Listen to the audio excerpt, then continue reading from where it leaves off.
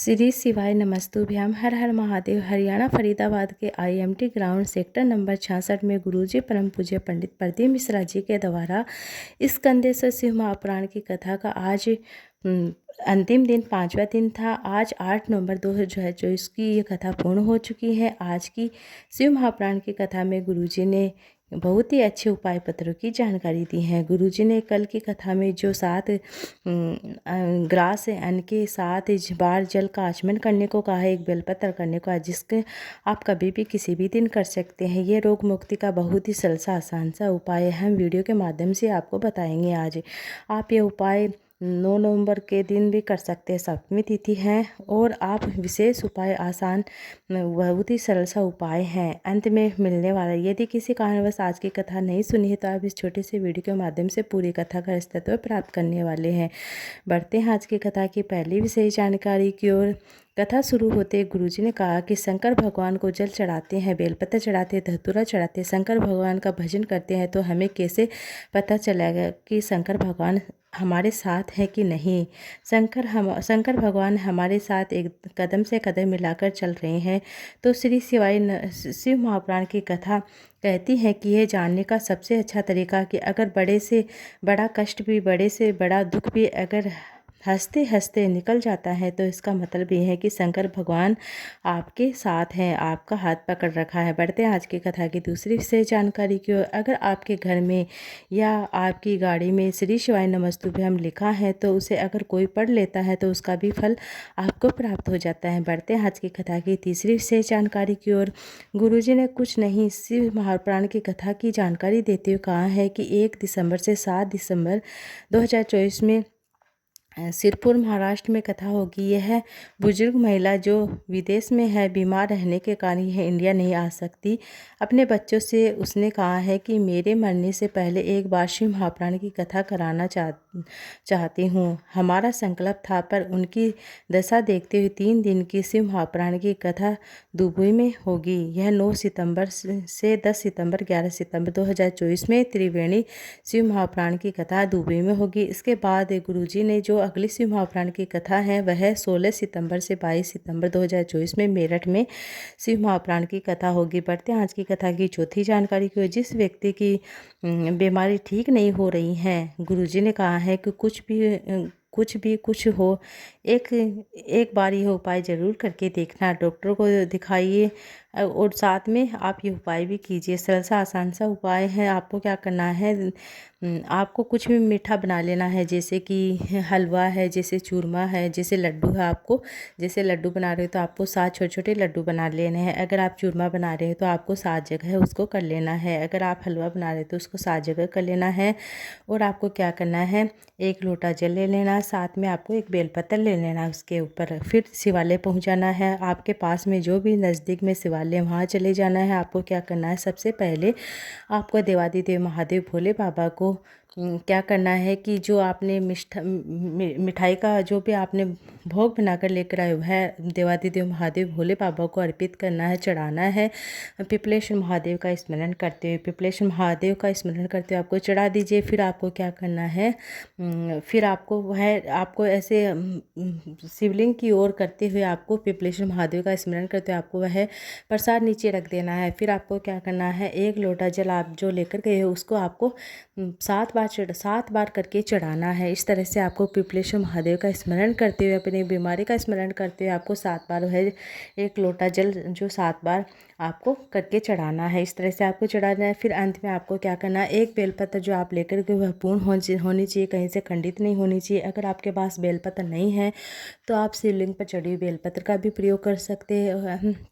आपको क्या करना है, शिवलिंग पर चढ़े हुए बेलपत्र को उठाकर धोकर आपको वह प्रयोग में ले लेंगे। इस बात को आपको ध्यान रखना है कि उसकी जो पीछे की डंडी होती है, डंडुक होता है, वह टूटा हुआ होना चाहिए।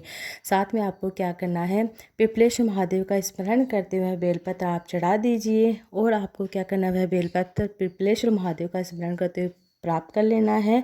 फिर अपने घर को आ जाना है। भगवान से निवेदन करिए, झोली पसार कर निवेदन करिए, हे भोले बाबा, हे शंभू और इस बात का आपको ध्यान रखना है कि जब भी आप जल चढ़ा रहे हैं, जब भी आप जो भी यह उपाय करने जा रहे हैं, तो आपका मुख उत्तर दिशा की ओर होना चाहिए। इस बात को आपको विशेष तौर पर ध्यान रखना है। उसके बाद आपको प्रसाद भर बेलपत्र को शिवलिंग पर अर्पित करते हुए पिपलेश महादेव का स्मरण करते हुए प्राप्त कर लें। अपने स्वास्थ्य की कामना करनी है। शिवलिंग पर चढ़ी बेलपत्र प्रसाद को पिपलेश महादेव का स्मरण करते हुए आपको प्राप्त कर लेना है। आपको घर आ जाना है। जब आप घर आ रहे हैं, घर के अंदर प्रवेश करने से पहले आपको क्या करना है, बेलपत्र का आचमन कर लेना है। सबसे पहले आपको बेलपत्र का आचमन करना है। फिर प्रसाद को 7 बार आपको थोड़ी थोड़ी देर में आपको खा लेना है। 7 बार खा लेना है और वह आपको 7 बार एक एक करके खाना है। थोड़ा सा जल पीना है, फिर खाना है, फिर थोड़ा सा जल पीना है।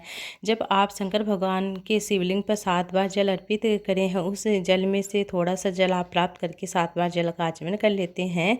एक घूंट पियो फिर रुक जाओ, एक घूंट पियो फिर रुक जाओ, एक घूंट पियो फिर रुक जाओ। इस तरह से आपको 7 बार करना है।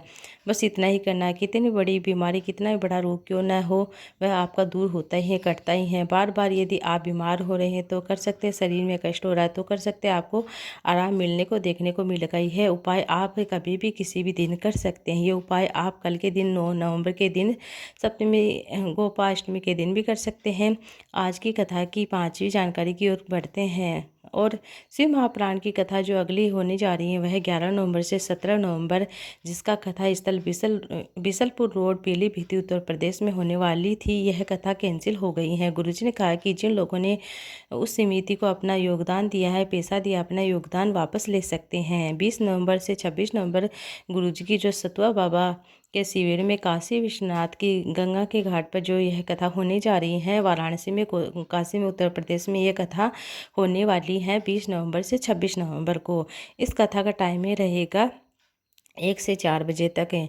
और जो अगली कथा शिव महापुराण की गुरुजी की होगी वह 1 दिसंबर से 7 दिसंबर में सिरपुर महाराष्ट्र में होगी। उसके बाद 9 दिसंबर से 10 और 11 दिसंबर में त्रिवेणी शिव महापुराण की कथा दुबई में रहेगी। इसके बाद दिसंबर में जो अगली शिव महापुराण की कथा होगी वह 16 सितंबर से 22 सितंबर मेरठ में शिव महापुराण की कथा होगी। बढ़ते हैं अगली 6वीं जानकारी की ओर। अभी कार्तिक का महीना चल रहा है। कार्तिक में मनोकामना पूर्ति के लिए एक विशेष उपाय कर सकते हैं। ये उपाय सिर्फ कार्तिक के महीने में किया जाना है। आपको बस 1 लोटा जल लेना है, 1 चावल का दाना लेना है। आपको कलश जल शिवलिंग पर उत्तर दिशा की ओर मुँह करते हुए अर्पित कर दें। उसके बाद आपको चावल का दाना शिवलिंग के ऊपर चढ़ा देना। सबसे पहले आपको माता अशोक सुंदरी के स्थान पर चढ़ाना। आप ध्यान रखिएगा, माता अशोक सुंदरी के स्थान पर एक मोटी लाइन होती है बीच में, वह उस स्थान पर चढ़ाना। बस चावल का दाना चढ़ाना है। मोटी लाइन बनी हो तो आपकी जो भी कामना बोल देनी है।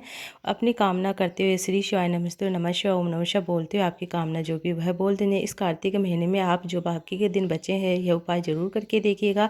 साथ में कार्तिक के महीने में एक और उपाय जरूर करके देखिए। आपको क्या करना है, 1 लोटा जल लेना है और इसमें थोड़ा सा लाल चंदन या इत्र है तो इत्र डालकर आपको क्या करना है, 3 वृक्ष के नीचे वह जल अर्पित करना है। सबसे पहले आपको कोई भी वृक्ष है, जैसे बेलपत्र मिल जाता तो बेलपत्र के नीचे, आंवला मिल जाए तो आंवला के नीचे और पीपल मिल जाए तो पीपल के नीचे, इन तीनों वृक्षों में से आपको तीनों में ही जल अर्पित करना है। सबसे पहले कोई से जैसे पीपल मिल जाए तो पीपल में अर्पित कर सकते हैं, फिर बेलपत्र में अर्पित कर सकते हैं, फिर आपको क्या करना है, आंवले में अर्पित कर सकते। तीनों वृक्षों में बेलपत्र जो जल है वह अर्पित करना है। फिर बचा हुआ जल आपको शिवलिंग के ऊपर अर्पित कर देना है अपनी कामना बोलते हुए। इस तरह से आपको यह उपाय जरूर करना है।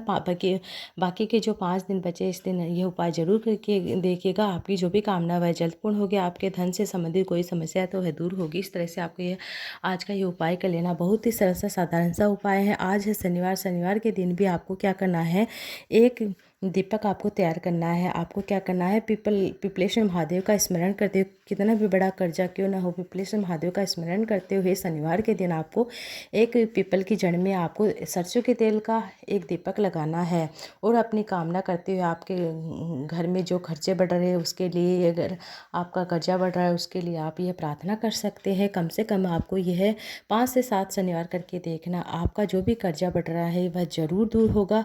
लक्ष्मी की व्यवस्था कहीं से देवादिदेव महादेव भोले बाबा कर ही देते हैं।